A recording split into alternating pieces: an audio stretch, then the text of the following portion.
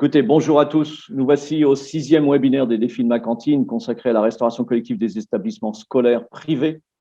Un webinaire organisé par le ministère de l'Agriculture et maintenant de la souveraineté alimentaire. Je vous rappelle que nous avions eu finalement 6 rendez-vous tout au long de ce premier semestre, les mardis à 14 heures pour parler de restauration collective et vous présenter la plateforme Ma Cantine. Pour l'instant, pas de prochain rendez-vous, mais on l'espère. À la rentrée, vous en proposez d'autres défis et controverses.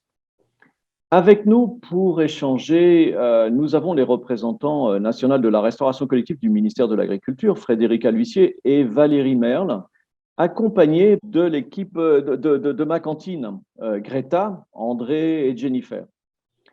Tout au long de ce webinaire, vous pourrez poser toutes vos questions dans la fenêtre Q&R située en bas de votre écran. Nous les traiterons lors de la dernière demi-heure de ce webinaire. Nous vous adresserons par la suite une newsletter avec les éléments des présentations réalisées au cours de ce webinaire et les réponses aux questions. Sans plus tarder, voici une introduction de Bruno Ferreira, qui était directeur général de la Direction générale de l'alimentation au ministère de l'Agriculture et qui vient de rejoindre les équipes de la DRAF Rhône-Alpes. Pour votre information, la nouvelle directrice générale de l'alimentation, qui est maintenant Madame Maude Fepou. Voilà. Tout de suite, passons la vidéo de Monsieur Bruno Ferreira. Bonjour à toutes et à tous. Je vous souhaite la bienvenue dans notre série de webinaires « Les défis de ma cantine ». Défis, oui, car offrir une restauration collective durable, de qualité et accessible à tous est une attente forte de nos concitoyens et une priorité d'action du ministère de l'Agriculture et de l'Alimentation. La restauration collective nous concerne tous, de la petite enfance aux seniors, en passant bien sûr par les écoles, les hôpitaux, les maisons de retraite, les administrations ou encore les entreprises. Rares sont les périodes de notre existence où nous ne profitons pas de ce service essentiel à la vie en collectivité et qui revêt une dimension sociale forte. La France a su développer une restauration collective unique au monde, exemplaire et inventive. En 2019, nous avons mis en place le Conseil national de la restauration collective. L'objectif ? Mobiliser les acteurs et toutes les forces vives de la filière, des producteurs aux consommateurs, autour de la mise en œuvre de la loi Egalim. Depuis, l'engagement de tous est remarquable. Ces efforts sont d'autant plus admirables dans le contexte de la crise que nous avons traversée ces derniers mois et qui, je le sais, impacte tout particulièrement votre activité. Le beau projet qui vous rassemble aujourd'hui concerne la mise en place de la plateforme numérique Ma Cantine. Là encore, il nécessite la mobilisation de chacun. Le ministère de l'Agriculture et de l'Alimentation, en collaboration avec la Direction interministérielle au numérique, a créé cet outil numérique totalement innovant dans une approche de co-construction avec vous, les utilisateurs et futurs utilisateurs.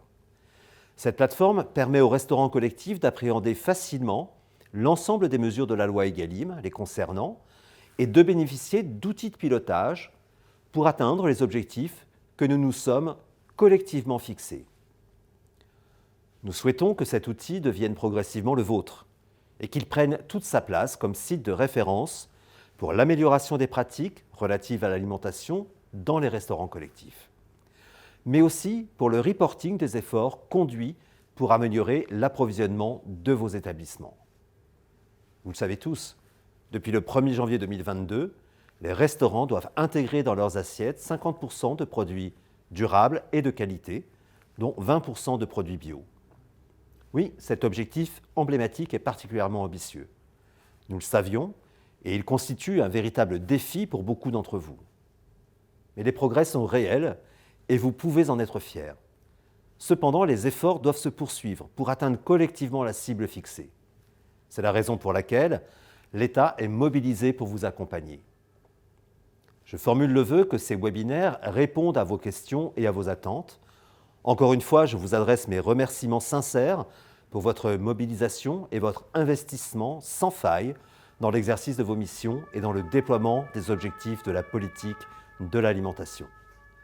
Je vous souhaite à tous une excellente session. Eh bien, bonjour aux derniers arrivants. Merci de nous rejoindre pour ce webinaire sur les établissements scolaires privés. On vient d'entendre donc Bruno Ferreira de la Direction générale de l'alimentation. Maintenant, on va essayer de vous identifier. Alors, savoir à qui on s'adresse, en fait, qui êtes-vous? Et je vais passer la parole à François Mauvais, qui est président de l'association Cantine Responsable, co-organisatrice de ce webinaire. Merci Laurent. Évidemment, pour mieux vous connaître, on vous demande de répondre à ce petit questionnaire qui va s'afficher pendant une quarantaine de secondes pour mieux vous appréhender et appréhender les questions que vous êtes susceptibles de poser. Évidemment, ça fera l'objet d'un compte-rendu dans le cadre du bilan global de ce webinaire et du bilan de l'ensemble des webinaires. Donc, n'hésitez pas à bien cocher la case qui semble être la plus proche de votre fonction. Peut-être un petit mot sur autorité organisatrice? Oui, autorité organisatrice, eh bien, on a de bons exemples, puisque les OGEC sont des autorités organisatrices de la restauration collective en France. Voilà, par exemple. On va peut-être passer à la présentation. Ah ben voilà, parfait. Bien, donc on a beaucoup de prestataires, de fournisseurs, on a un peu de gestionnaires administratifs, on a un peu moins d'autorités organisatrices, on a pas mal de directeurs d'établissement, c'est très bien. Et bien évidemment, ça va être les autres qui vont être les plus importants. Et les autres, évidemment, ce sont souvent des diététiciens, des associations autour de l'agriculture, de la production agricole, de l'agroalimentaire, de l'animation territoriale. Et on vous en fera un détail plus conséquent dans l'exploitation des fichiers. Voilà, je vais passer à la présentation du secteur vu par donc l'association Cantine Responsable, la restauration collective dans l'enseignement privé. Qu'est-ce qu'elle représente? Alors, de quoi parlons-nous? De l'ensemble de l'enseignement privé, école, collège et lycée. Et voilà une estimation, une évaluation de la typologie des établissements privés qui existent en France, tant en termes d'écoles, de collèges et de lycées. Vous avez le dénombrement qui est très proche de la vérité, puisque c'est les dernières statistiques du ministère de l'Éducation croisées avec les données de l'INSEE. Le nombre d'élèves aussi est très pertinent. Ce qui est estimé, c'est effectivement le taux de demi-pensionnaires, surtout en milieu scolaire, et donc pour les écoles, qui est un peu plus complexe à appréhender. Il est mieux connu pour les collèges et les lycées. Tout ça, ça quand même sur une durée de 150 jours on va dire de service sur une année scolaire. On arrive quand même à 190 millions de repas par an consommés dans les établissements scolaires privés. C'est loin d'être négligeable. Alors, évidemment, on n'a pas de données, ni sur les contrats, et ça, c'est un problème, ni sur... là, on a indiqué le coût du repas, il n'y en a pas qu'un, les coûts des repas, qui sont, par définition, multiples et différents d'un établissement à l'autre. Peut-être vous en parlerez dans les minutes qui viennent. Alors, évidemment, pas mal de situations différenciées d'un établissement à l'autre. Il y a des établissements qui n'ont pas de service de restauration et les repas sont préparés par les familles et emportés par les élèves. Il peut y avoir aussi un service de restauration assuré en interne par l'établissement lui-même ou un service de restauration qui est assuré par un tiers sur place et livré. C'est évidemment le cas de figure le plus fréquent. Donc, les situations contractuelles et techniques sont relativement variées pour la restauration en établissement scolaire privé.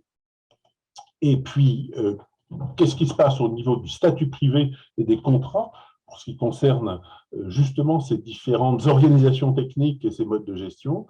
Eh bien, les services en gestion intégrée, c'est les salariés du gestionnaire qui assurent tout ou partie du service de restauration.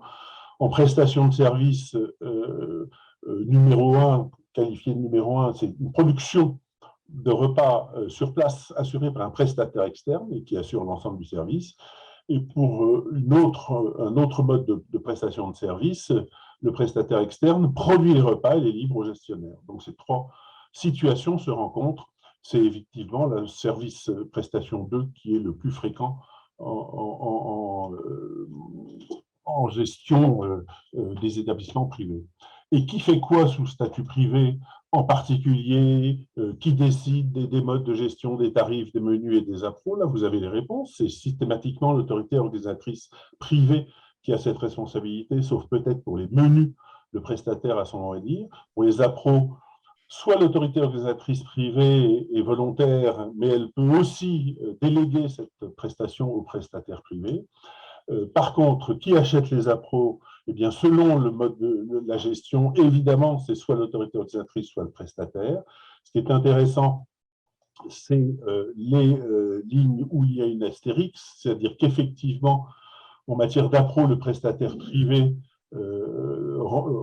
fait fonction du contrat qu'il a signé avec l'autorité organisatrice.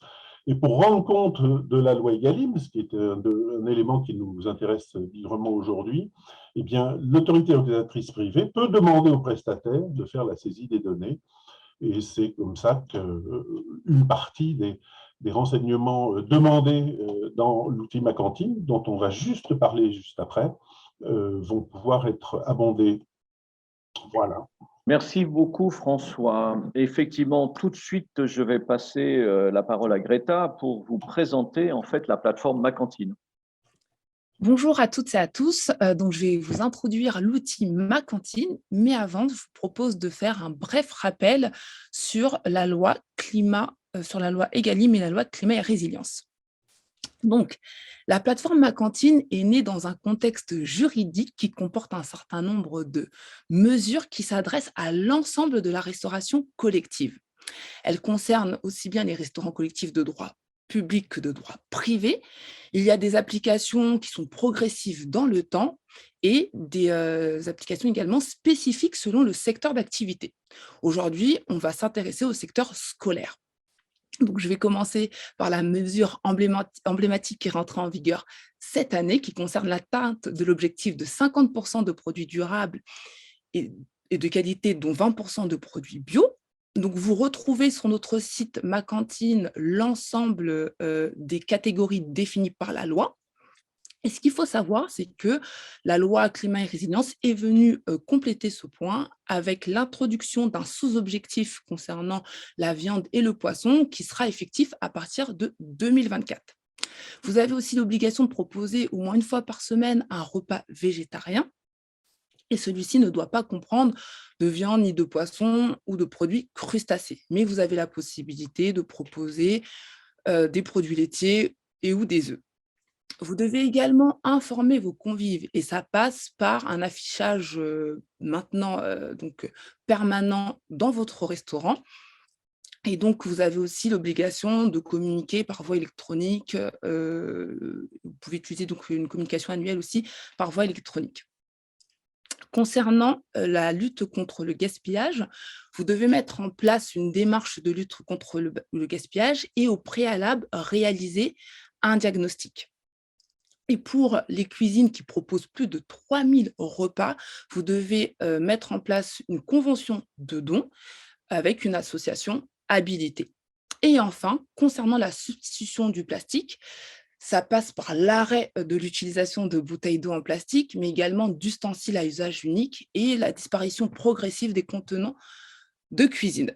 Et donc, pour vous aider à mettre en œuvre toutes ces actions, le ministère chargé de l'agriculture et la direction interministérielle du numérique ont co-construit la plateforme Ma Cantine, qui est là pour vous aider à comprendre l'ensemble de ces mesures, également vous accompagner avec l'aide d'outils pratiques et des ressources disponibles et téléchargeables, vous aider également à communiquer avec une affiche que vous pouvez personnaliser à partir de notre plateforme et également vous rendre visible en référençant votre cantine par la création en amont d'un compte.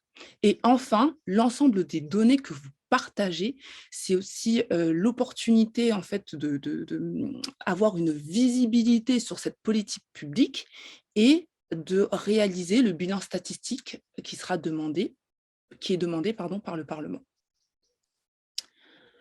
Donc aujourd'hui, là, vous avez un extrait de notre page d'accueil. Aujourd'hui, l'outil Ma Cantine s'adresse à plusieurs profils en fonction de l'usage. Donc, si vous êtes gestionnaire de cantine, vous avez la possibilité de créer un compte.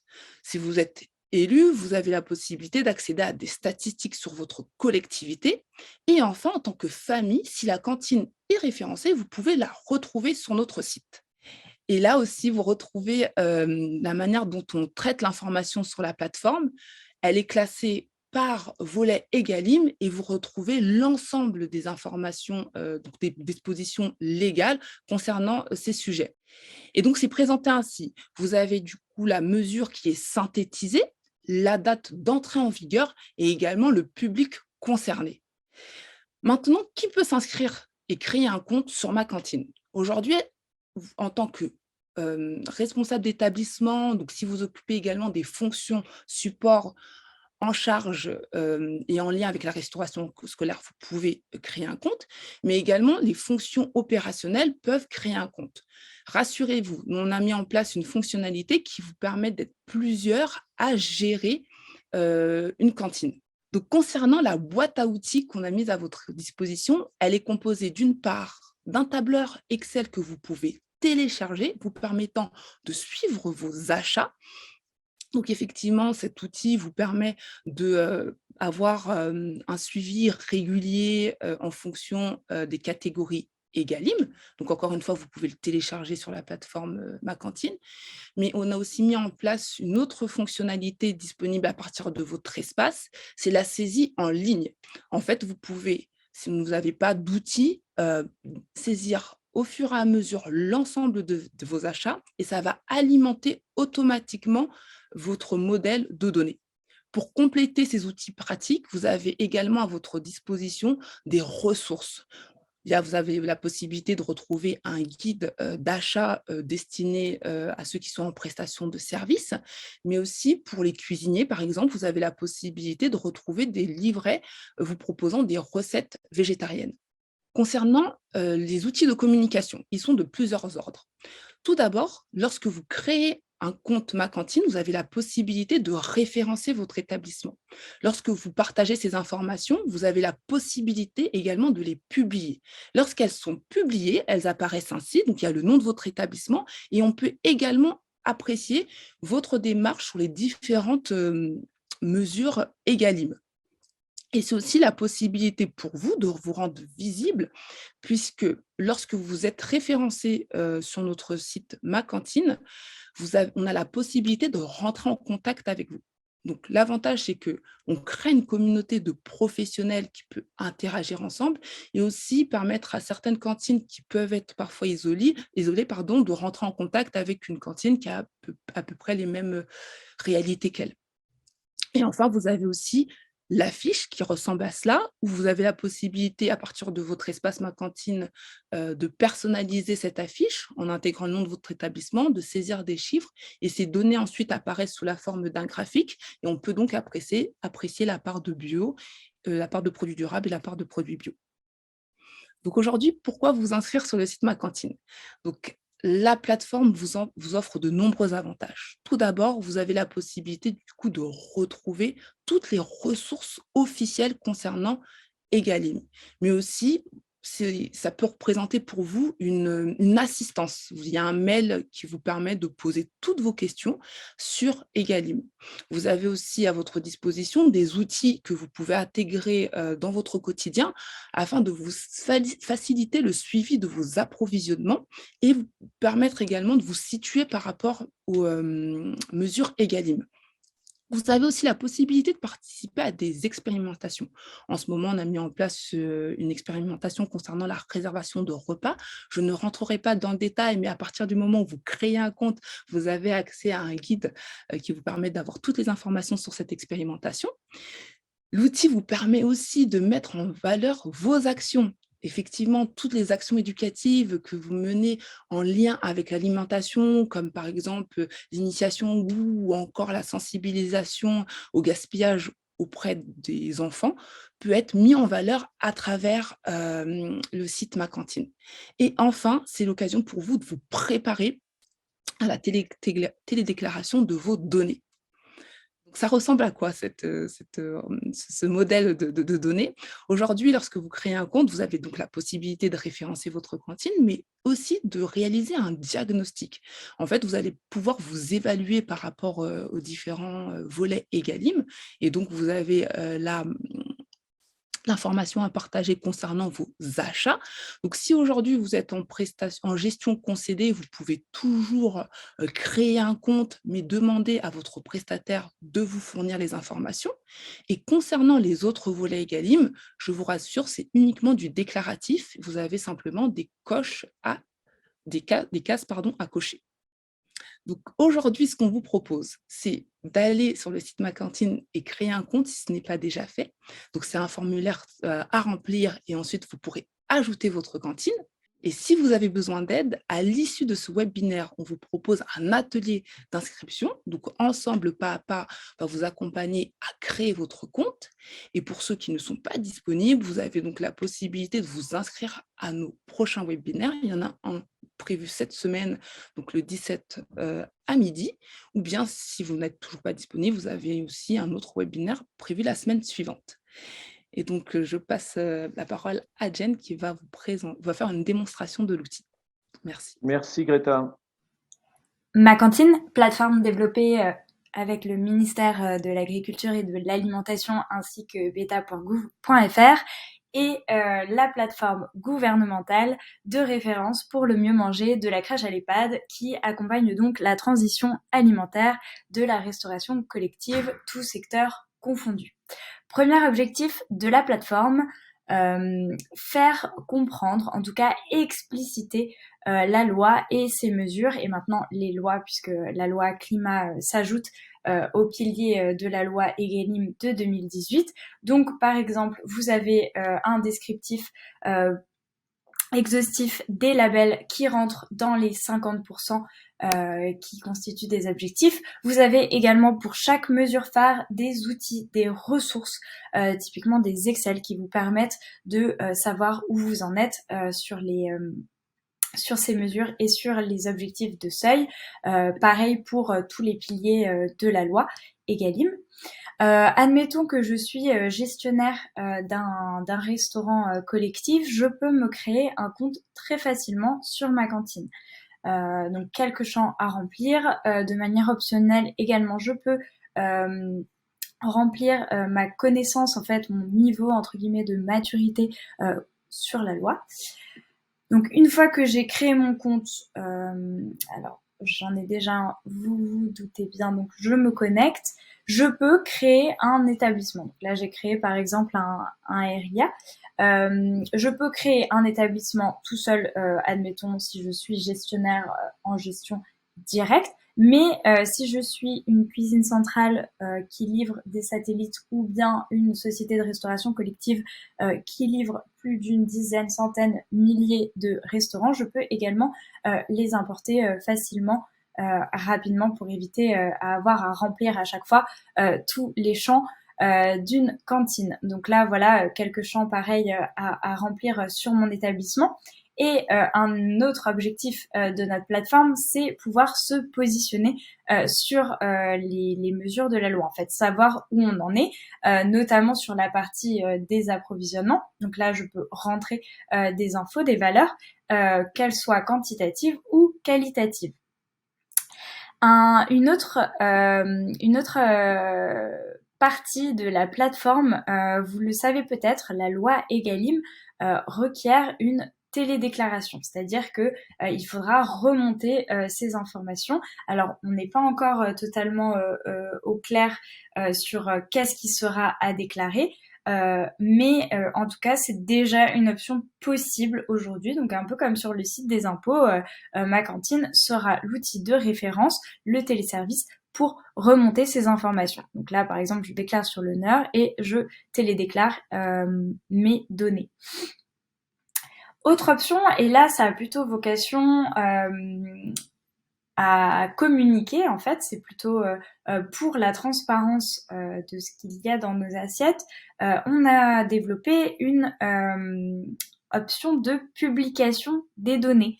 Donc là, vous avez l'ensemble des cantines des restaurants collectifs, encore une fois, tous secteurs confondus, qui ont fait le jeu de cette transparence. Donc, vous l'avez vu, depuis mon compte, je peux décider de publier. Et donc, ça s'affiche sur une page spécifique qui s'appelle Nos cantines. Et là, vous avez le détail des démarches et des initiatives et de l'évolution prise par la cantine. On peut également contacter le gérant. Donc, admettons, je suis convive, j'ai envie d'en savoir plus, ou je suis gestionnaire d'un établissement similaire, je peux demander des infos au gestionnaire de ce restaurant.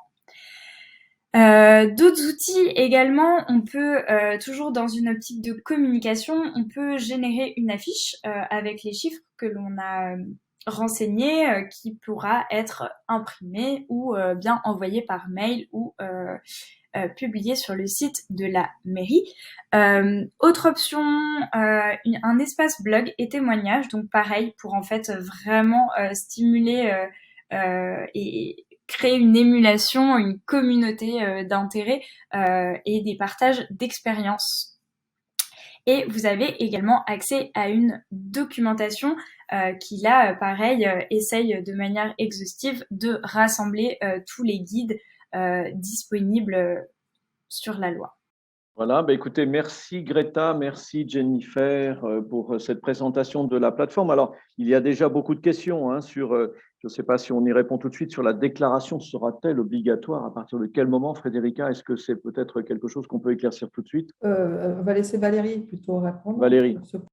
Oui, j'étais en train justement de répondre à cette question dans le QR, ce que je vais faire juste après, mais c'est pour vous dire que cette déclaration en fait est prévue, il y a une campagne de collecte d'informations qui est prévue cette année, qui va être lancée probablement au début de l'été, qui va correspondre donc à la collecte des informations sur l'année 2021.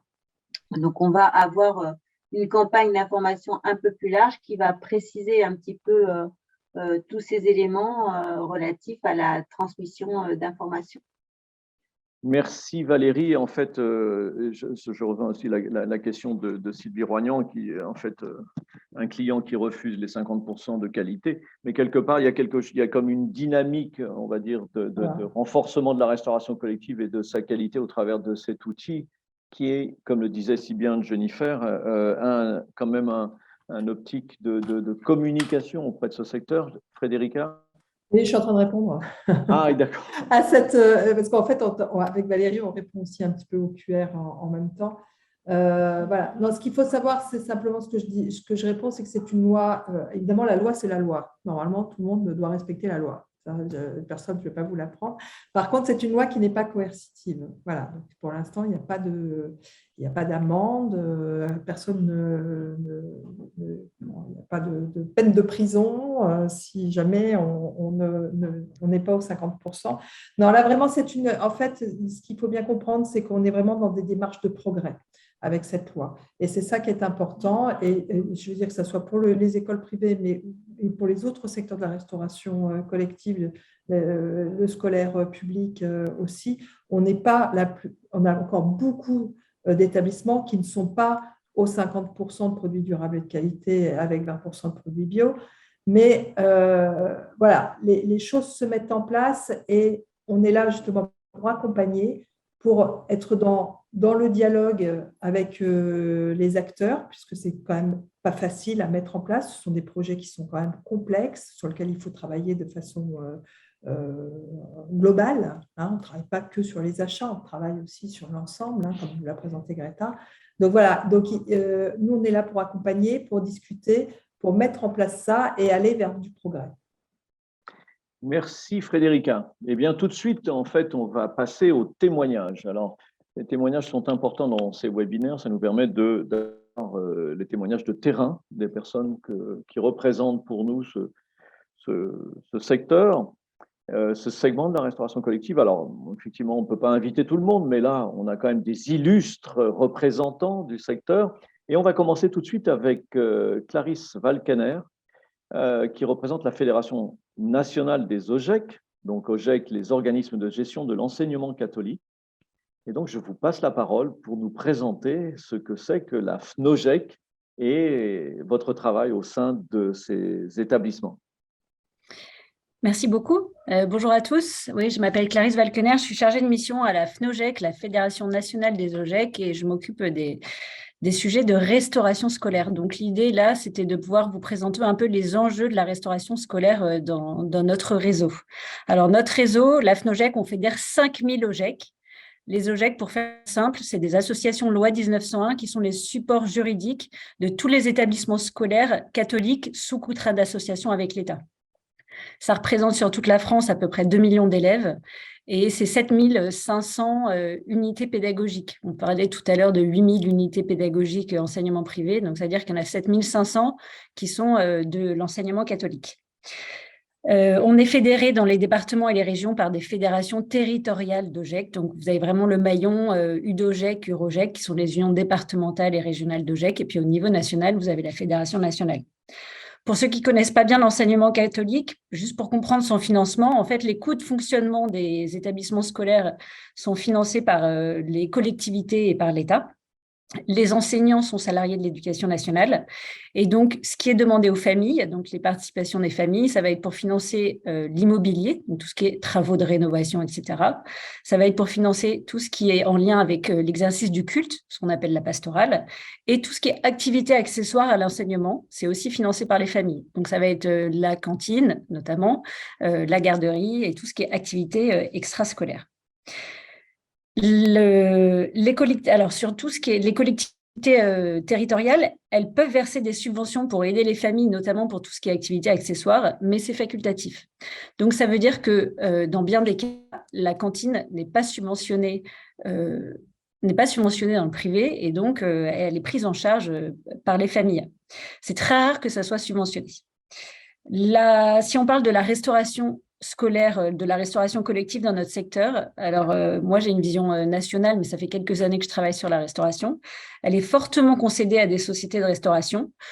Je dénombre à peu près 150 à 200 OGEC qui sont encore en gestion directe. Donc, il n'y en a pas beaucoup, même si on observe en ce moment une tendance de retour à la gestion directe.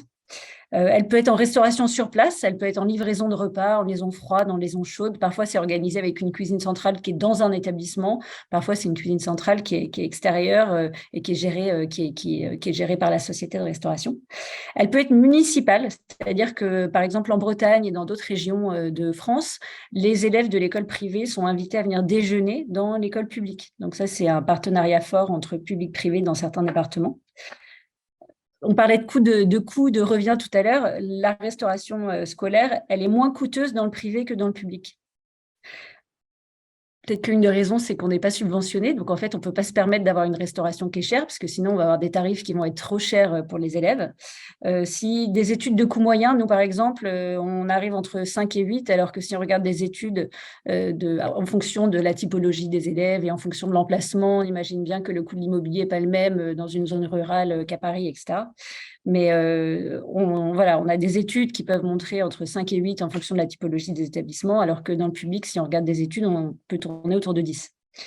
On n'est pas soumis aux obligations de la commande publique, donc ça veut dire qu'on n'a que des contrats de gré à gré entre nos prestataires de restauration et nos OGEC.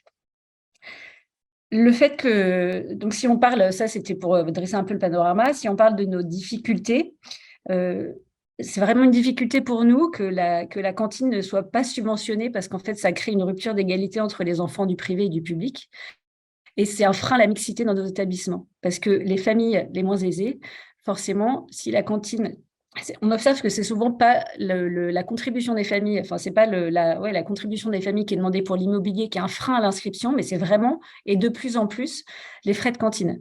Et en fait, ce phénomène, il est amplifié en ce moment lorsque les communes mettent en place de la tarification sociale, où il y a un tarif qui est vraiment très faible pour les familles les moins aisées, et c'est encore plus amplifié avec le phénomène de la cantine à 1 euro, où l'État vient subventionner en fait les communes qui acceptent de mettre un tarif à 1 euro.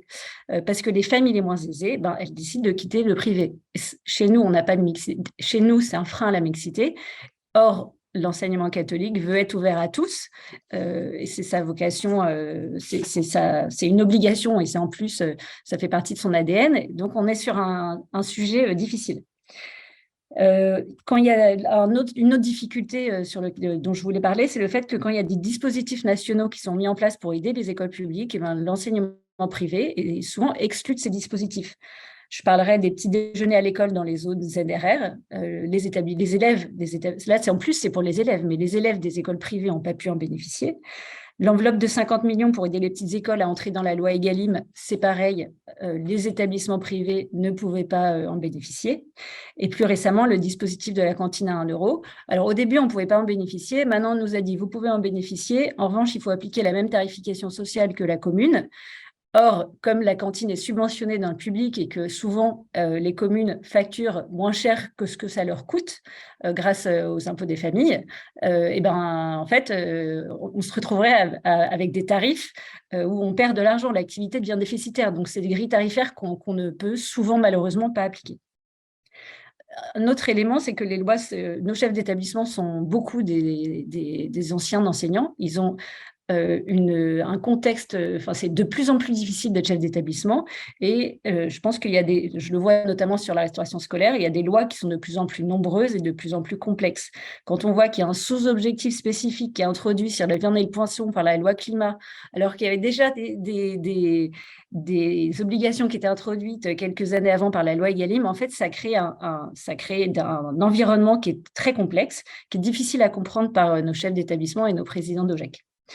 Alors, pour autant, sur la loi Egalim, c'est une loi sur laquelle moi, j'ai pas mal communiqué. J'avais déjà d'ailleurs travaillé avec Frédérica à l'époque pour communiquer sur cette loi parce qu'on est convaincu que c'est une loi qui a du sens et l'enseignement privé doit participer à ce changement, à l'amélioration de l'alimentation, notamment pour nos élèves. La réalité, c'est que les établissements privés, ils freinent un peu pour y aller, pour plusieurs raisons. La première, c'est que ça a un coût. Et comme je vous disais, comme déjà notre cantine est chère par rapport à celle, oui, le prix de la cantine dans le privé est cher par rapport au public. Et ben, si on ne répercute pas le prix sur les élèves, on va perdre de l'argent. Donc, ça, c'est un sujet. Et puis là, le contexte est encore plus difficile, mais je pense que tout le monde le vit même avec l'inflation et la guerre en Ukraine, où clairement, on voit que la priorité, c'est d'essayer de limiter le surcoût lié à l'inflation.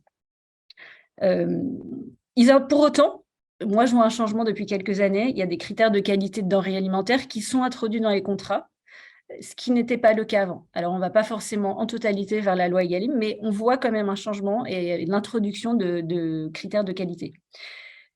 Nous, ce qu'on fait à la FNOGET, en tout cas, c'est d'informer sur la loi, d'éclairer les chefs d'établissement. On fait des webinars.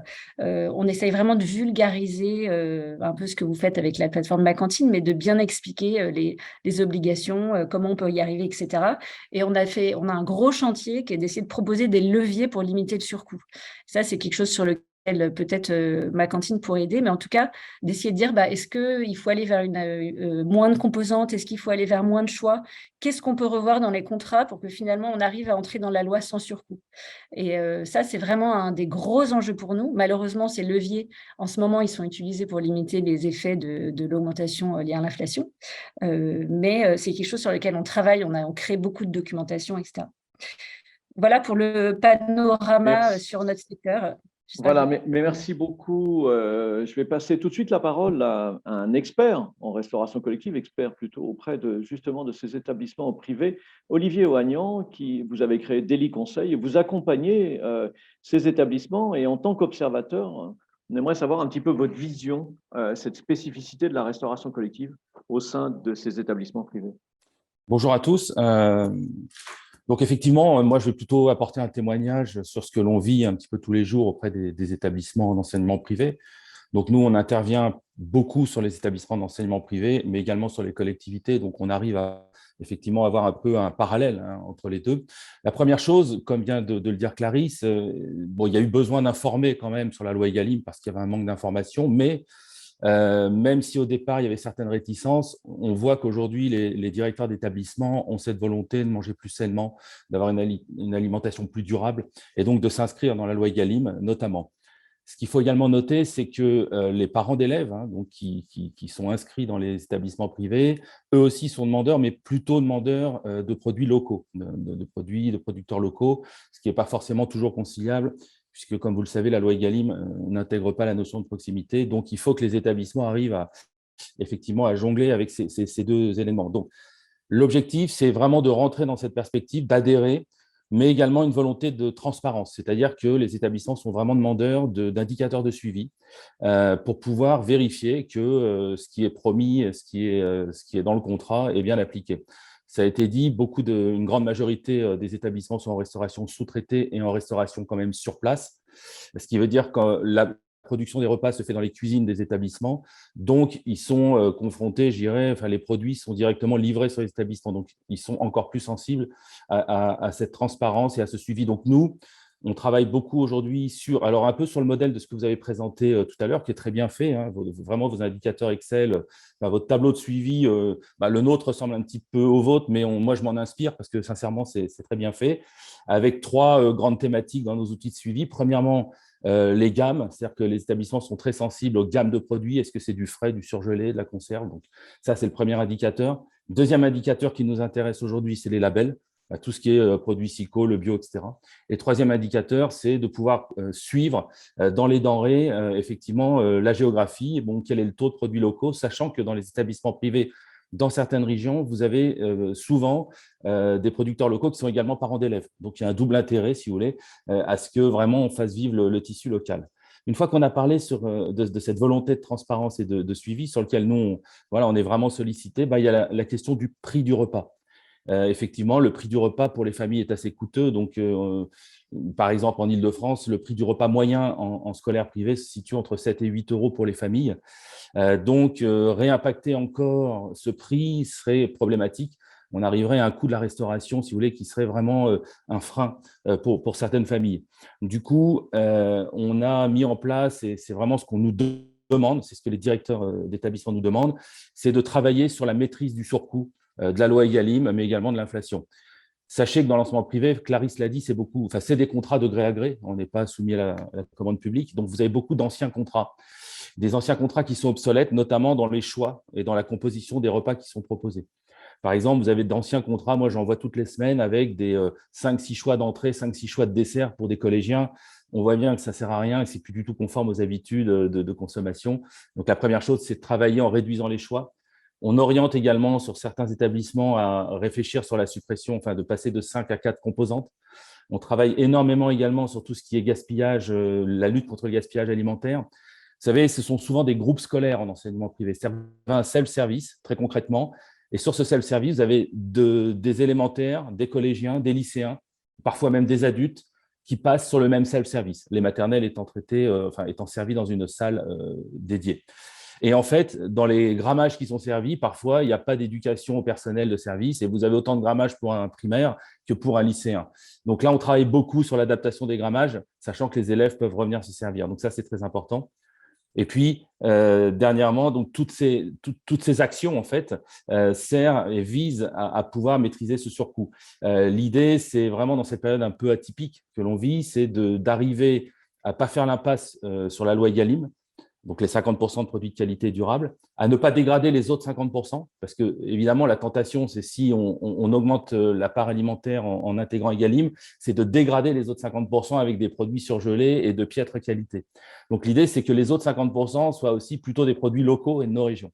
Et donc, une fois qu'on met ces outils en place, moi, je suis assez confiant, hein, je vois l'adhésion des chefs d'établissement et des présidents d'OGEC qui vraiment se sentent très, très concernés par cette alimentation, vertueuse.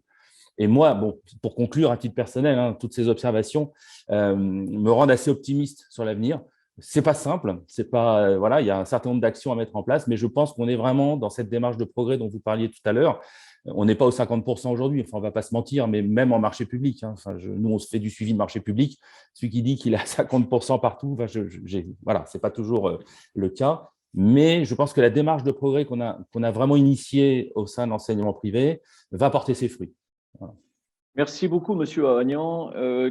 Clarisse, vous avez une question de Dominique Cadieux sur le QR. Et je rappelle que vos questions, vous les posez sur le QR, ce qui nous permet de les traiter. Et donc, on voit bien l'importance des achats, surtout actuellement. Et pour en témoigner, nous avons invité Gaël Garcia, qui représente le GAEL 29. Donc, le GAEL, c'est un groupement d'achat pour l'enseignement catholique dans le Finistère. Gaël, je vous passe la parole. Merci. Bonjour à tous.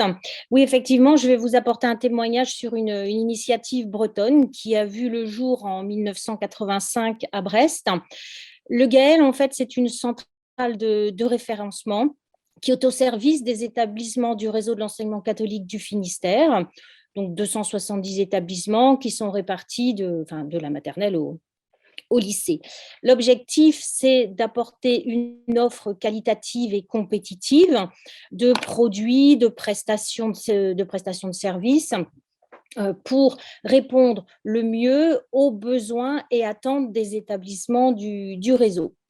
Alors, l'idée étant d'obtenir pour tous des conditions préférentielles identiques, quelle que soit la taille de l'établissement. Alors, ceci au travers de différents marchés, la restauration bien sûr, mais les manuels, les mobiliers, les équipements, je passe les marchés. Ce qui nous intéresse aujourd'hui, c'est la restauration. Alors, pour vous situer, en Finistère, il y a une trentaine d'établissements qui sont en restauration autonome. Et c'est pour ces marchés-là que le GAEL va référencer et que le GAEL va négocier des conditions préférentielles d'achat alimentaire. Ça représente à peu près 17 000 repas jour pour ces 30 établissements. Et l'idée étant de travailler le plus localement possible en matière d'approvisionnement, choix bien sûr guidé par le souhait de participer au développement économique et social de la région. Alors, l'accompagnement du GAEL ne se limite pas à la négociation des conditions tarifaires. Des réunions diverses sont proposées, des ateliers, des visites d'entreprises partenaires. J'aime bien parler de partenaires parce que, oui, ce sont des fournisseurs, on a besoin d'eux, mais c'est important de nouer des partenariats de confiance avec les entreprises avec lesquelles nous travaillons.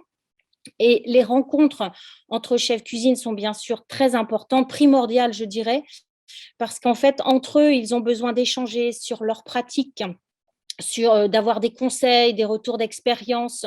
Et entre collègues, c'est intéressant. Et d'autant plus en ce moment, je dirais, avec la mise en place de la loi Egalim. Ça remet en cause certaines pratiques, donc ils ont vraiment besoin de se retrouver. Alors moi, ce que je leur propose en plus, c'est différents documents. On a parlé là du site, bien sûr, de ma cantine et je peux m'en inspirer, mais je leur mets à disposition différents documents pour qu'ils aient un peu comme une boîte à outils des fiches recettes, le tableau de statistiques Egalim, etc. Donc, c'est important pour moi de les accompagner. On a proposé aussi pendant l'année des sessions de formation sur la lutte contre le gaspillage alimentaire. Et puis aussi un atelier VG, parce que je me rends compte que effectivement les cuisiniers, ce n'est pas leur formation de base, et du jour au lendemain, ce n'est pas si évident que ça de s'improviser cuisinier VG, à partir du moment en plus où on impose une fois par semaine une recette, il faut trouver des idées. Donc ça, c'est important, je pense, de les accompagner, de leur proposer des choses là-dessus. Après, une autre problématique, et on en a parlé un petit peu déjà, la problématique que nous identifions, c'est effectivement le coût, parce que hormis la tendance, la conjoncture actuelle que nous vivons tous, de toute façon, la montée en gamme des approvisionnements implique un surcoût inévitable. Donc, nous devons faire face à cela.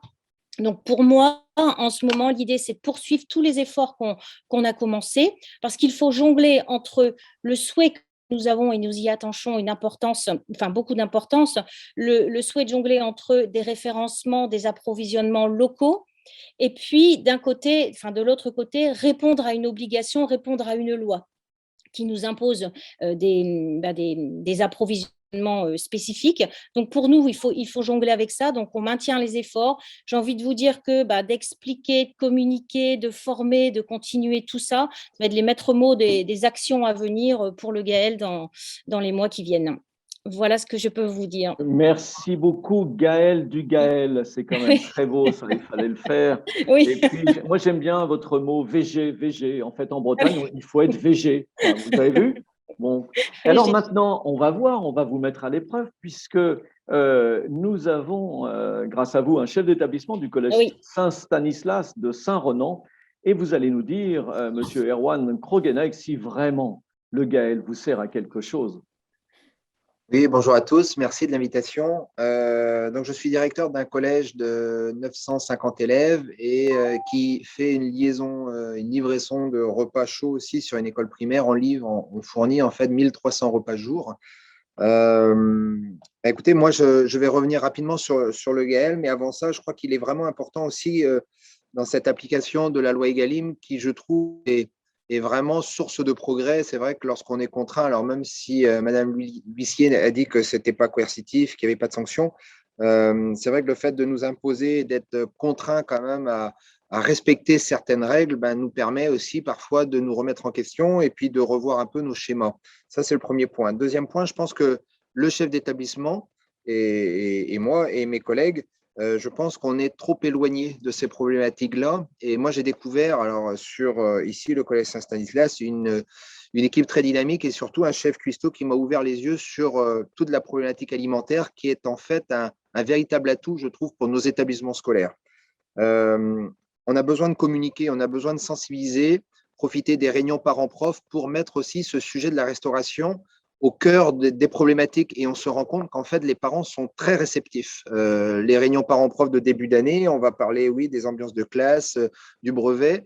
Mais je crois que, enfin, moi, j'ai vraiment vu un intérêt tout particulier des parents et une sensibilisation importante au niveau des associations des parents d'élèves et des OGEC, justement, sur cette problématique du bien manger. Ça, c'est clair, depuis quelques années, on voit une évolution.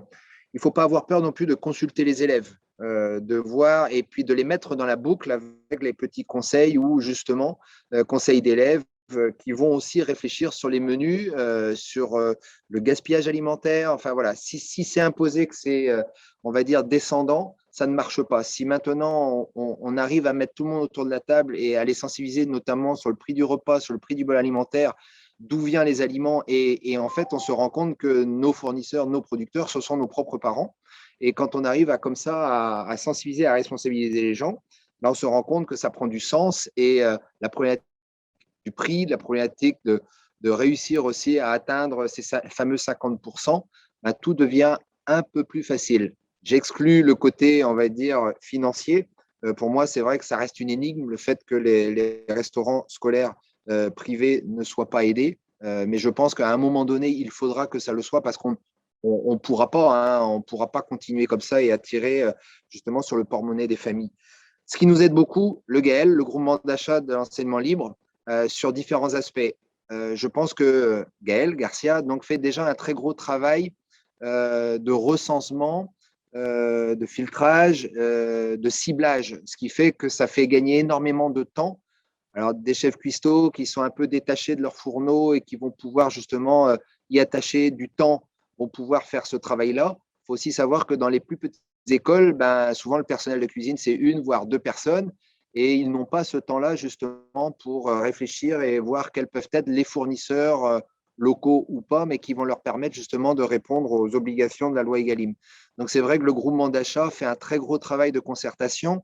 Et au-delà de ce travail simplement de la tarification et du ciblage des fournisseurs, c'est aussi un gros travail de rencontre. Moi, j'ai assisté il y a quelques mois, Gaël, il y a 1 mois, à une réunion où étaient rassemblés les chefs cuistots, les fournisseurs, et on se rendait bien compte à travers les échanges que les gens avaient besoin de se rencontrer, de partager justement cette problématique des 50% et des 50 autres pourcents, parce qu'on n'en parle pas beaucoup de cela, mais ceux-là, ils sont très importants.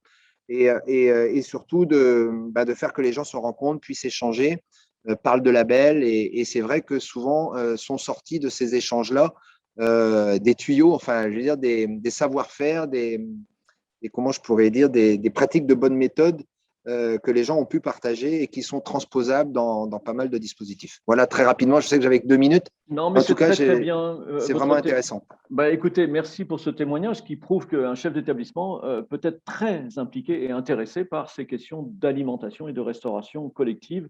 Merci beaucoup pour ce témoignage. Alors, comme vous l'avez vu depuis le début de ce webinaire, les sociétés de restauration sont importantes. Ce sont des acteurs vraiment incontournables, j'ai envie de dire,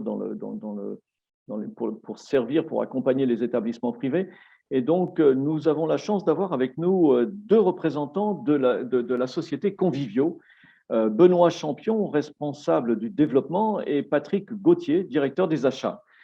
Et vous êtes beaucoup implantés en fait dans le Grand Ouest, puisque vous avez vu qu'autour de nos invités, nous avons beaucoup de Bretons. Bien sûr, nous irons dans le Sud un peu plus tard. Voilà, vous avez la parole. Beaucoup de choses ont été dites et je vous remercie. Alors déjà, bien sûr, bonjour à toutes et à tous et à tous les auditeurs aussi de ce webinaire. Beaucoup de choses ont été dites et je vous remercie de cette clarification de beaucoup d'omerta qu'il peut avoir parfois autour de cette restauration collective. J'ai entendu tout au début Bruno Ferreira. Surtout, j'ai pris une note de ce qu'il a évoqué, que l'État était mobilisé pour accompagner. On parle d'un aspect financier. Effectivement, aujourd'hui, nous sommes dans la difficulté. Je pense que les mois qui vont arriver, les semestres qui vont arriver seront une très, très grande difficulté en termes d'approvisionnement de denrées alimentaires, bien sûr, de qualité, parce qu'on est dans ce sens, le sens de la loi Egalim, et je suis un des premiers défenseurs aujourd'hui en restauration collective sur ce domaine-là. J'ai tiré énormément la charrette pour pouvoir aller au-delà de ça, et parce que je suis un fervent défenseur aussi, bien sûr, des produits de qualité, mais aussi des produits français, sans faire de politique en soi. On a besoin aujourd'hui d'aide financière. Si on ne pourra pas aujourd'hui continuer dans le sens que nous évoquons aujourd'hui depuis des années et des années en restauration collective, au prix que nous vendons aujourd'hui notre prestation. Il ne peut, je pense que la restauration collective, et pour bien connaître ce métier, parce qu'avant tout, je suis peut-être directeur des achats aujourd'hui au groupe Convivio, mais j'étais un ancien professionnel culinaire pendant des années et des années, et c'est pour ça que ça m'a fait aussi basculer de l'autre côté un peu de la barrière pour voir ce qui se passait aussi dans le monde des achats. Je pense que la restauration collective, on était considérés dans les années 80, si je peux aller jusque-là, comme des chauffeurs de soupe. J'aime pas trop cette expression-là, mais on était considérés comme des chauffeurs de soupe, et on arrive aujourd'hui à avoir, depuis une quinzaine d'années, à avoir une qualité incroyable, des efforts incroyables qui sont menés par l'ensemble des acteurs de la profession. Aujourd'hui, on est depuis le 23 octobre 2018, Emmanuel Macron a prôné au travers des états de l'alimentation, et ça, on a été tous ravis du sens de l'orientation de cette loi Egalim, applicable effectivement depuis le 1er janvier 2022. On est tous dans le bon sens. Malheureusement, qu'est-ce qui s'est passé? Une inflation terrible qui arrive. Et elle arrive de façon brutale, même si elle est organisée déjà depuis quelque temps, depuis septembre ou octobre dernier, mais on commence à ressentir des effets plus que sérieux depuis le mois de février et le mois de mars. Et je pense qu'on aura aussi, c'est même pas une pensée, c'est même une assurance qu'on aura quelque chose de très, très douloureux dans les semaines et les semestres qui vont arriver. Je crois aujourd'hui à une restauration collective de qualité, mais une restauration collective de qualité qui est aussi soutenue par l'État. On l'a évoqué tout à l'heure, plusieurs membres de ce webinaire a participé dans ce sens. Il ne faut absolument trouver le bon curseur de la juste valeur du menu proposé auprès des enfants, principalement dans le monde scolaire. Et puis, je pense aussi à une autre chose, ces aides aussi financières. Il n'y a pas que les aides financières qui doivent arriver par l'État ou par d'autres biais, mais il y a aussi une activité importante à penser, c'est les hommes. Les hommes aujourd'hui, compte tenu que c'est un métier, entre guillemets, de centimier, si je peux le dire comme cela, parce que c'est un métier qui est peu valorisé par son coût de facturation, eh bien, on arrive aujourd'hui à avoir des problématiques de recrutement, de fait que la revalorisation des repas ne sont pas à la juste hauteur de ce qu'ils devraient être aujourd'hui. Donc, je pense aussi à tous ces hommes où nous devons aujourd'hui absolument, ces hommes et ces femmes, bien sûr, avec un grand H, qu'on doit aussi être dans la vigilance, dans la bienveillance avec ces hommes pour que la restauration collective reste une restauration de qualité, que tout le monde s'insère aussi dans ce monde professionnel qui est un réel métier de recherche, d'innovation, être inventif, c'est ce qu'on nous demande tous les jours, dans une conséquence où je pense que la difficulté qui va nous arriver dans quelques semaines. Merci beaucoup, Patrick. Est-ce que Benoît, on peut vous entendre? Je ne sais pas. C'est parfait, Benoît. Vous êtes reçu, 5 sur 5. Maintenant, vous allez faire des commentaires et une analyse de tout ce qui vient d'être dit. Alors. Écoutez, on va essayer. Juste, je trouve que Patrick a très bien résumé. En fait, nous, notre métier de société de restauration, c'est essayer d'apporter en fait un savoir-faire aux structures privées, publiques également, et puis essayer de maintenir une veille législative pour essayer de répondre aux questions des directeurs et directrices d'établissements. Donc nous, notre rôle d'expert, entre parenthèses, en restauration scolaire, c'est d'apporter des réponses, mais sur mesure. Et je crois que Clarisse l'a dit tout à l'heure, on a des établissements qui sont dans différents endroits en France, et les attentes, elles peuvent être différentes, les budgets sont différents aussi. Donc l'idée, c'est d'apporter à chaque fois une offre sur mesure aux territoires qui sont dans notre périmètre, en fait.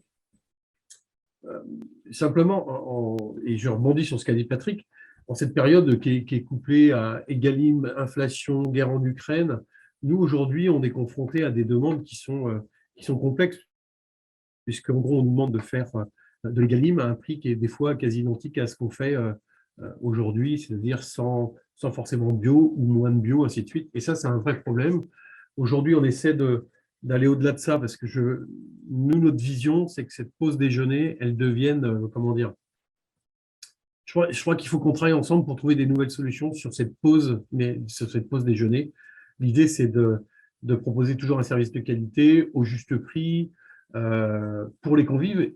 Nous, prestataires, et sans doute repenser une pause déjeuner, mais comme un moment de repos aussi pour l'enfant, un moment de plaisir, mais également un moment pédagogique. Et ça, je pense qu'aujourd'hui, je ne sais plus qui a parlé de déchets. Ça, c'est un vrai sujet, je crois que c'est M. Wagnon.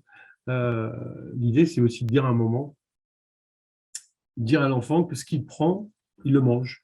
On a une autre branche dans notre entreprise, on demande à l'élève de voter avec sa fourchette, par exemple.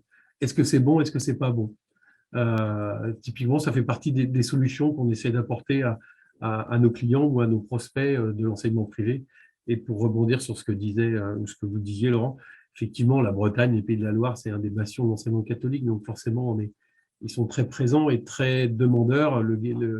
L'organisme du Gaël a mis encore une pierre à l'édifice pour avancer un peu plus dans ce sens-là. Donc, nous, on essaye à notre petit niveau d'entreprise familiale d'arriver à apporter des solutions à ces écoles privées. Merci beaucoup, Benoît. C'est vrai que vous apportez beaucoup d'innovation dans votre démarche pour lutter contre le gaspillage alimentaire, accompagner les enfants sur l'éducation alimentaire. Je pense que on l'a bien entendu, votre implication pour la qualité alimentaire est importante. La question, c'est effectivement cette période, et je pense que Frédérica répondra après les témoignages sur ces questions d'inflation et de cette période un peu particulière, puisqu'elle a créé au Conseil national de la restauration collective un groupement sur l'économie de la restauration collective. Tout de suite, je vais passer la parole, on est un petit peu en retard et veuillez m'excuser, à Nicolas Boivin, puisque dans les établissements privés, il y a aussi l'Union nationale rurale d'éducation et de promotion. Et donc, vous avez, à ma connaissance, 81 établissements à travers la France. Je vous passe la parole, Nicolas. Bonjour à tous. Oui, effectivement, on a 81 établissements. Alors, nous, on représente l'enseignement agricole privé laïque. Donc 81 établissements un peu partout en France, avec une particularité puisque nous sommes la seule fédération d'enseignement agricole à avoir des établissements dits particuliers. Donc, ce sont des IME, des ITEP ou des établissements… ITEP peut-être pour préciser ces abréviations, IME, ITEP. Ah oui, IME, pardon, Institut médico-éducatif, et ITEP, Institut technique d'enseignement et de pédagogie. Merci beaucoup. Et donc, ce sont des établissements qui accueillent des jeunes en difficulté, soit en difficulté sociale, soit en difficulté moteur, peu importe. Et aussi, nos établissements, certains, on a 12% d'établissements qui sont accolés à ce qu'on appelle une MEX, une maison d'enfance à caractère social, c'est-à-dire que les enfants sont confiés par l'ASE, l'aide sociale à l'enfance, et certains d'entre eux donc sont 365 jours sur site et ne peuvent pas rentrer dans leur famille. Et donc, on a un enjeu majeur pour leur éducation à la nourriture. Alors, tous nos établissements, alors nous, on a une spécificité, c'est l'horticulture et le maraîchage, essayent quand même de maximiser avec leur production locale. Ça rentre pleinement aussi dans le programme Enseigner à produire autrement, EPA2, que le ministère a mis en place. Et du coup, la production de l'établissement est quelque chose d'important. On a aussi, bien sûr, toutes les préoccupations Egalim, mais peut-être encore plus avec une dimension locale, même si cette dimension n'apparaît pas dans la loi. Il nous semble judicieux quand même de favoriser la production locale. On a des établissements en bord de mer qui se servent directement au marché d'à côté. On a des établissements montagnards, on va dire, qui utilisent aussi la viande du boucher qui se trouve à côté. On a juste un problème, c'est que souvent, ça coûte beaucoup plus cher. Un kilo de bourguignon local, c'est 12 euros. Un kilo de bourguignon qui vient d'une grande centrale, c'est 8 euros. Donc, globalement, hein, nos établissements reçoivent des familles défavorisées, enfin avec un niveau économique inférieur à la moyenne française. Donc, du coup, c'est une vraie question pour nous, comment donner accès à une meilleure alimentation sans augmenter les prix. Et enfin, on a aussi une grande particularité, c'est que 60% de nos formations sont dans ce qu'on appelle les services à la personne. Et donc, on sensibilise beaucoup nos élèves à la restauration collective à travers ces formations SAPAT et SAPVER. Donc, enfin, voilà, ce sont des formations spécifiques pour les aides à la personne. Donc, la restauration collective fait partie intégrante de leur démarche pédagogique. Voilà. Mais merci beaucoup, Nicolas. Merci d'avoir été bref et clair. Et pour illustrer votre propos, en fait, on a choisi un établissement exceptionnel que tout le monde connaît, mais pas concrètement, en fait. On ne vous a jamais suffisamment croisé, puisque c'est le domaine du possible. Et ici, nous avons le directeur de l'école, Jean Rakovic. Et cette école, vous en avez sûrement entendu parler, puisqu'elle avait été créée par notre ministre de la Culture, Françoise Nyssen, et son compagnon, qui sont aussi directeurs de la maison d'Actes Sud. Et donc, cet établissement, un peu particulier, le domaine du possible, Monsieur Rakovic, est-ce que vous pouvez nous le présenter, nous dire un peu l'importance que représente pour vous l'alimentation? Volontiers, Laurent, merci beaucoup. Merci à tous les organisateurs. Bonjour à toutes et à tous. Alors, je filerai les propos de Nicolas et je dirais l'importance de l'alimentation dans notre projet pédagogique, qui est véritablement aussi un fil directeur dans les établissements d'INREP. Alors, pour reprendre aussi ce que vous avez dit, Laurent, effectivement, c'est une école un petit peu particulière. C'est un laboratoire éducatif qui ambitionne de repenser un petit peu à nouveau frais le modèle scolaire d'aujourd'hui, qui essaye de préparer les élèves aux enjeux du monde contemporain. Et parmi tous ces objectifs que nous avons, de développer l'individu suivant plusieurs dimensions, qu'elles soient intellectuelles, sociales, l'intelligence de la main, il y a évidemment les questions de la nutrition, de l'alimentation et je dirais même plus de la gastronomie. Alors en cela, on a une chance inouïe parce que nous sommes un établissement assez privilégié. Nous sommes dans un environnement assez incroyable. Hein. Nous sommes au sein d'un écosystème avec plusieurs ateliers, donc des ateliers de maraîchage, des ateliers de grande culture. Et principalement, ce qu'on va utiliser, là, on va puiser nos recherches pédagogiques, ça va être dans cet environnement. Voilà, on a beaucoup de maraîchage en bio, on va même au-delà du cahier des charges du bio, on a de l'élevage, on a un certain nombre de choses à disposition, ce qui nous permet d'avoir une cuisine vraiment intéressante. On a un chef en particulier, ça fait partie de notre projet pédagogique. On a un chef qui a travaillé dans des grandes maisons, qui a été un chef dans des étoilés Michelin même, qui vient apporter son savoir-faire et qui vient initier les enfants à la curiosité, au goût. Alors ça, c'est très intéressant pour nous parce que nous essayons de faire en sorte que notre école soit une école qui apprenne aux enfants à vivre. Et donc, c'est l'occasion de plusieurs ateliers. Les élèves vont cultiver des choses, comprennent la saisonnalité, vont en cuisine, préparent avec l'aide du chef cuisinier des repas pour l'ensemble de la communauté éducative. Donc, ce qui nous paraît vraiment important, c'est d'inscrire la question de la cuisine au sein du projet pédagogique et donc de considérer les membres, et ça c'était une chose que j'ai entendue tout à l'heure, valoriser les collègues qui travaillent en cuisine comme étant des membres à part entière de l'équipe pédagogique. Pour brosser à grands traits le projet de notre école, pour revenir maintenant à l'importance que nous accordons à la loi EGalim, en réalité, vous le comprenez, parce qu'on a une chance inouïe, on va un petit peu au-delà de ce qui est demandé dans le cahier des charges. On a presque que du bio, on s'approvisionne que dans du local, évidemment. On a presque tout, même dans notre domaine, puisqu'on a 136 hectares cultivables.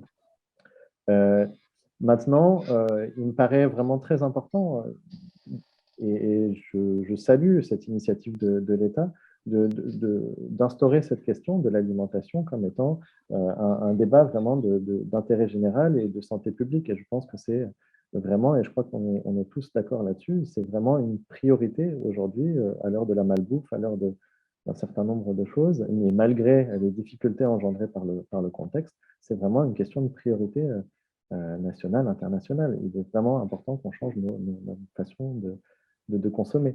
Alors, on a parlé tout à l'heure de la gestion des déchets. Là aussi, notre école a pour objectif d'incapacité de rendre les enfants acteurs de leurs apprentissages. Et nous allons utiliser, par exemple, le système du compost pour gérer les déchets. On essaye véritablement d'apprendre aux enfants, et dès la maternelle, parce que nous accueillons des enfants de la maternelle jusqu'à la fin de la 3e, nous essayons vraiment de les initier, de les sensibiliser à toutes ces questions-là, pour que, par la suite, ces boucles vertueuses se diffusent au sein des familles, etc. Voilà.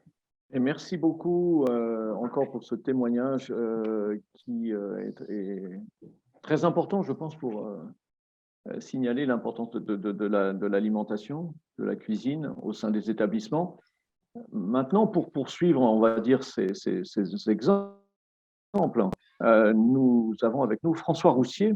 Vous êtes chef d'établissement et en fait aussi représentant de la CNEAP, Fédération professionnelle d'établissements d'enseignement agricole catholique. La CNEAP, c'est 200 établissements et vous êtes vous-même gestionnaire de 3 établissements. Est-ce que vous pouvez nous en dire un peu plus ? Alors oui, le CNEAP, c'est à peu près 50 000 jeunes qui sont scolarisés tant en formation sous statut scolaire que par alternance. Alors c'est vrai que je dirige 3 établissements, mais c'est un peu une particularité. Donc un établissement de production agricole qui compte à peu près 600 jeunes avec 400 internes et avec des jeunes qui sont intégrés toute l'année sur l'établissement parce qu'il y a une exploitation agricole. Et donc, on consomme la production de l'exploitation, enfin en partie la production d'exploitation sur l'établissement. Et puis 2 autres établissements qui sont de petite taille, toute petite taille, un qui compte une centaine d'élèves, l'autre qui compte 70 élèves, avec aussi une grosse proportion d'internes, puisqu'il y a entre 70% d'internes à peu près. Donc voilà, alors, j'ai bien écouté tout ce qui s'est dit, que je souscris en partie à tout. Après, c'est vrai que l'alimentation, c'est un axe central quand même dans les établissements parce que les élèves vivent dans les établissements et notamment quand il y a beaucoup d'internes. Donc, ils y passent toute la semaine, toutes les soirées, pour partie des week-ends. Et donc, je pense qu'on a des bonnes questions à se poser sur la qualité et la variété de l'alimentation, faire redécouvrir la saisonnalité, mais ça a été beaucoup dit. Après, quand les jeunes perçoivent toute une chaîne de la production à la consommation, la problématique, par exemple, des déchets devient évidente puisque quand on produit, je sais pas moi, 1 litre de lait et on sait qu'avec le litre de lait, il va être consommé au petit déjeuner le matin, ben finalement, on finit son bol, quoi. C'est pas plus compliqué que ça. Quand on sait que pour la difficulté ou la quantité de travail qu'il faut pour traire une vache, hein, par exemple, ben les élèves, pour eux, ça devient évident. Quand on les plonge dans du maraîchage, mais ils s'aperçoivent que en décembre, on mange pas de fraises. Donc, il y a plein de comme ça, ça paraît du bon sens, hein, mais il faut, on a des jeunes qui doivent le vivre en vrai. Et c'est ça la particularité. Alors, dans beaucoup d'établissements agricoles, de n'importe quelle fédération, ça existe, hein, et ça se met en pratique. Alors après, c'est vrai que la difficulté qu'on peut avoir quelquefois, c'est la notion de signe de qualité, parce qu'on travaille beaucoup en circuit court. Mais le circuit court ne veut pas dire forcément le bio, hein, par exemple. Hein. Il y a d'autres labels, hein, quand on parle d'HVE. Par exemple, nous, on a une exploitation avec la labellisation HVE. Et puis, on a aussi du maraîchage où on applique un cahier des charges bio, mais les produits ne sont pas bio parce que toute l'exploitation n'est pas bio. Et donc, des fois, ça nous met un petit peu en porte-à-faux par rapport à la traçabilité, à la loi Egalim, etc. Mais je pense que, moi, je trouve que les jeunes sont sensibles. Je trouve qu'on n'a pas à faire des économies sur le produit, parce que derrière, il y a des producteurs. Et les producteurs, ils produisent, il faut bien qu'ils vivent de leur production. On peut faire plein d'autres économies sur les déchets, hein, ne pas gaspiller. J'ai bien aimé ce que disait tout à l'heure, je crois que c'est Monsieur Gauthier, hein, sur la restauration et sur l'évolution, la place du cuisinier dans un établissement scolaire, qu'on soit en concédé ou qu'on soit en gestion directe. Le cuisinier, il a toute sa place. Ils n'ouvrent plus des boîtes de 5-1 et puis ils les font plus réchauffer, mais ils font vraiment de la cuisine. Et quand on leur met des produits de qualité, ben finalement, à la fin, on s'y retrouve, quoi. On a moins d'eau qui part en vapeur, mais on a des produits qui restent dans l'assiette. Et ça, c'est quelque chose d'important. Mais il faut que les parents aussi aient conscience que un repas, ça peut pas être 1 euro. Un repas, c'est pas 1 euro, c'est pas possible. À la maison, on mange pas pour 1 euro. Donc pourquoi à l'école, on mangerait pour 1 euro? Et ça, c'est des choses qu'il faut. Alors, il y a des familles qui sont plus en difficulté que d'autres, ça c'est sûr, hein, dans les établissements. C'est vrai qu'on n'est pas aidé, hein, quand on est dans l'enseignement privé, et ça a été dit tout à l'heure, il n'y a pas d'aide. Et le coût alimentaire, on sait qu'on va prendre entre 4 et 10% l'année prochaine, hein, compte tenu du contexte. Mais je pense qu'on a des sacrifices à faire dans les établissements par rapport à ça, parce que c'est un enjeu de santé publique et c'est un enjeu central pour la qualité des jeunes que l'on accueille. Hein. Qu'on ait des lycéens, des collégiens, des étudiants. Alors moi, j'ai pas de maternelle ni de primaire, mais c'est quand même un enjeu important. Et on a aussi des adultes qui mangent tous les jours. Monsieur Roussier, merci beaucoup et pour ce témoignage qui, en fait, c'est vrai qu'on avait déjà échangé ensemble et on voit toute l'importance encore de l'alimentation et peut-être quelque part, effectivement, cette valorisation de l'alimentation et peut-être le juste prix. 1 euro en sous-entendu, qu'est-ce que ça veut dire par rapport au prix d'un repas à la cantine? Et donc, peut-être des choses à revoir. Et c'est vrai que la loi Egalim, pour vous, quand même, une petite question, la loi Egalim, est-ce que ça a été moteur? Est-ce que c'est quelque chose que vous avez ressenti comme une bonne initiative ou finalement une initiative qui est passée loin, distante de la CNEAP? Non. C'est un élément moteur parce que ça permet aussi d'expliquer aux jeunes et aux parents, hein, parce que quand on a une assemblée générale où on a 500 familles et on leur explique ce que c'est, hein, tout simplement, parce qu'il y a des gens qui sont loin de tout ça. Et nous, dans nos familles, on a 60% de gens qui viennent de l'enseignement, enfin qui viennent de l'agriculture parce qu'ils sont agriculteurs, et 40% de gens qui sont éloignés de ça. Et donc le fait d'échanger dans le cadre d'une assemblée générale d'un établissement scolaire paisiblement des choses, c'est bien parce que des fois on a des parents qui sont des agriculteurs dits productivistes et d'autres, on a des parents qui sont des agriculteurs qui sont en agriculture biologique, et le fait qu'on puisse échanger calmement dans une salle, dans une école, c'est toujours bien de faire passer des messages, quoi. Écoutez, merci encore pour tous ces témoignages. Désolé parce que le temps est trop court en ces moments importants finalement d'échange. On va passer tout de suite à un sondage et je vais passer après la parole pour répondre à certaines questions et la parole à Frédérica pour parler de cette période particulière de l'inflation et du travail qui est mis en place au CNRC. Alors, François? Oui, dernier sondage, on a entendu beaucoup besoins. Vous étiez manifestement demandeur de pas mal de dispositions, d'actions. Là, vous avez un choix. Vous pouvez en faire 3 parmi les actions proposées. De quoi avez-vous le plus besoin? D'un outil de diagnostic, d'outils collaboratifs, d'ingénierie amont, de financement, de formation des personnels, de volonté politique de l'autorité organisatrice et de l'évolution du repas. Là, je n'ose même pas la sortir, celle-là, puisque j'ai compris que vous ne pouviez pas difficilement faire évoluer le prix du repas. Voilà, mais ça m'intéresse quand même d'avoir vos réponses. On a 35% de réponses. On le laisse couler et on va répondre aux questions. Je pense qu'il doit y avoir des questions en attente de réponse, peut-être. Oui, on va peut-être passer tout de suite et on reviendra sur le sondage. Frédérica, peut-être pour parler de cette période particulière. Oui, alors cette période particulière, alors il y a plusieurs choses. Alors en effet, le retour de l'inflation, qui est d'abord dû à la reprise économique suite à la crise Covid, et qui est aggravé évidemment par la guerre en Ukraine, qui fait que non seulement les prix augmentent, mais qu'on a aussi des ruptures sur certains produits. On l'entend tous les jours dans les médias.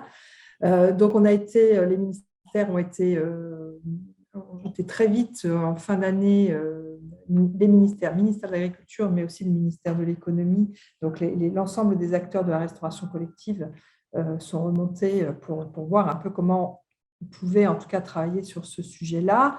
Il y a une circulaire qui est parue en mars. Alors, cette circulaire concerne essentiellement les marchés publics. Donc, c'est vrai que ça ne vous concerne pas vous directement, mais quand on a des prix qui sont fixés par des marchés ou par des contrats, comment est-ce qu'on peut travailler sur des renégociations, ou en tout cas des adaptations pour que tout le monde, l'idée c'est quand même que tout le monde arrive à vivre, que ce soit les fournisseurs, les restaurateurs, et évidemment qu'il n'y ait pas une répercussion non plus trop importante, ou pas de répercussion du tout, en tout cas sur le prix du repas aux convives. Alors, ce qui a été décidé, ce qu'on met en place, ce n'est pas moi qui l'ai décidé, comme l'a dit Laurent, ce n'est pas moi qui ai créé ce groupe, mais au niveau du ministère, on a un Conseil national de la restauration collective, et donc on a un groupe de travail sur les questions économiques qui se met en place, donc ça c'est en train de se mettre en place, et donc les représentants des différents réseaux de restauration, de fournisseurs et d'acheteurs vont travailler ensemble pour essayer de trouver des solutions. Alors, après, la solution sur le coût des matières premières, ce n'est pas ce groupe-là, et sur la répartition du budget, ce n'est pas ce groupe-là qui va pouvoir le gérer.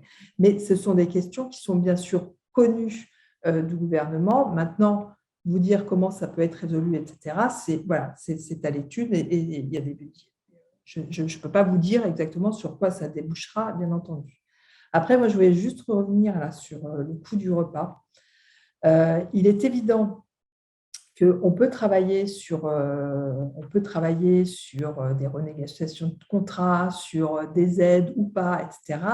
Mais il y a un travail aussi à faire, bien entendu, dans toutes les restaurations, et vous en avez parlé, sur des optimisations qui peuvent être faites, que ce soit au niveau des approvisionnements, mais aussi au niveau de la fabrication. Donc, vous en avez parlé, c'est tout ce qui va concerner la lutte contre le gaspillage alimentaire, ce qui va concerner la cuisine, tout simplement. On sait très bien, en effet, ça a été évoqué, cuisiner des produits de qualité avec un certain process, eh bien, on a moins de pertes que quand on cuisine d'autres produits.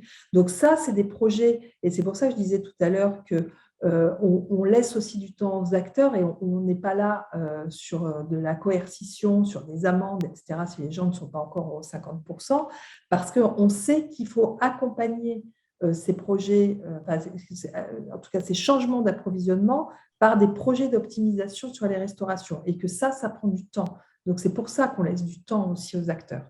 Alors après, juste ce que je voulais dire, revenir aussi, j'ai dit tout à l'heure que ce n'était pas coercitif. Ce n'est pas parce que ce n'est pas coercitif qu'on ne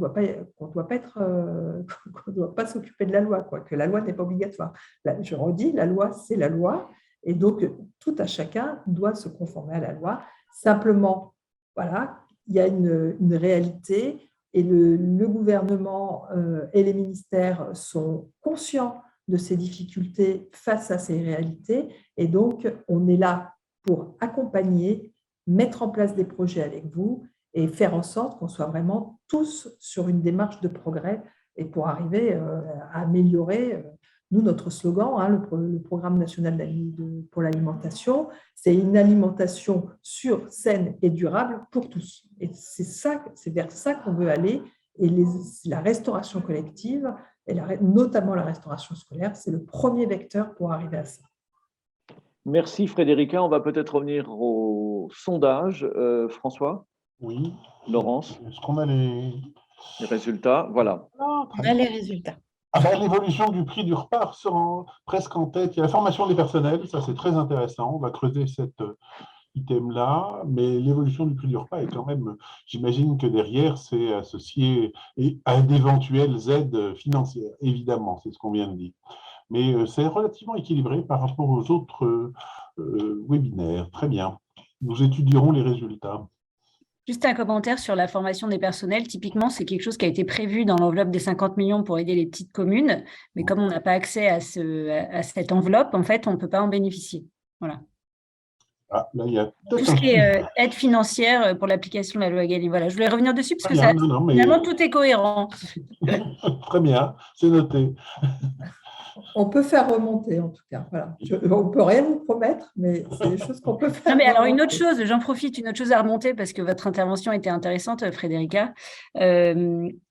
Il faut aussi penser que vous disiez, il y a un groupe de travail qui a été créé pour les marchés publics, mais en fait, nous, on n'est pas soumis aux marchés publics. On a des marchés de gré à gré. On a des contrats qui sont différents des marchés publics et souvent, il y a des outils qui sont pensés pour les marchés publics. Il y avait au début de la présentation de ma cantine, il y avait une présentation, c'était un cahier des charges pour aider une commune à lancer un appel d'offres.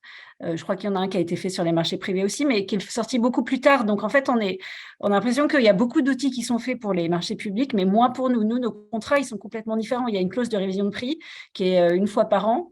Et là, on voit bien qu'on a des difficultés parce que les clauses de révision de prix, elles ne tiennent pas compte des réalités de coûts des fournisseurs, enfin des prestataires, et que résultat, il y a beaucoup de prestataires qui sortent des clauses de révision de prix en disant ça sera 5% l'année prochaine. Et non, on est désœuvré. On a 5000 chefs d'établissement désœuvrés face à qui sont dans des négociations individuelles qui sont parfois difficiles. Voilà.